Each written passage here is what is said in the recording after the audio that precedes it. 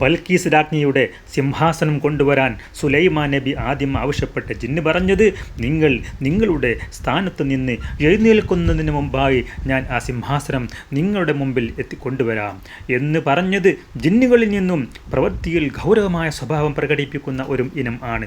ജിന്നുകളിൽ പല രീതിയിലുള്ളവരുണ്ട്. സ്വഭാവത്തിൽ പരിപരുത്ത രീതി പ്രകടിപ്പിക്കുന്ന ജിന്നായിരുന്നു ഇത്.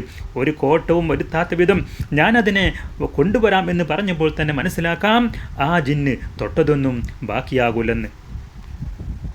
സുലൈമാൻ നബി അലൈഹി സ്വലാം പറഞ്ഞു, ഞാൻ അതിനേക്കാളും വേഗതയാണ് ഉദ്ദേശിക്കുന്നത്.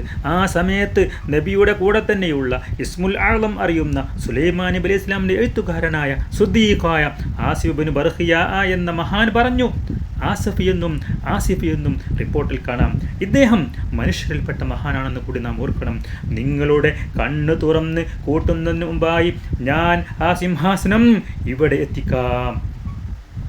നിങ്ങൾ ആ സ്ഥലത്തേക്ക് നോക്കുകയും ആ നോട്ടത്തെ നിങ്ങൾ മടക്കുകയും ചെയ്യുന്നതിന് മുന്നേ ഞാൻ അതിവിടെ എത്തിക്കാം.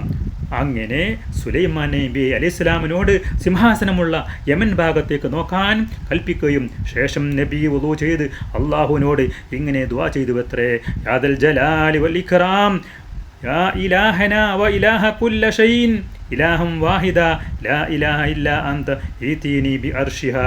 ഇത്രയും സുലൈമാൻ നബി അലൈഹി സ്വലാം ദുആ ചെയ്യേണ്ട താമസം ആ സിംഹാസനം ഇതാ നബിയുടെ മുന്നിൽ. ബൽക്കീസ് രാജ്ഞിയുടെ സിംഹാസനം അങ്ങ് യമനിൽ, സുലൈമാൻ നബിയോ ബൈത്തുൽ മഖ്ദിസിലും.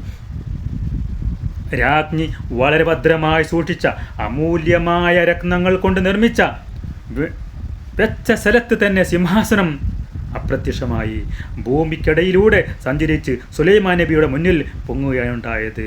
തുടരും.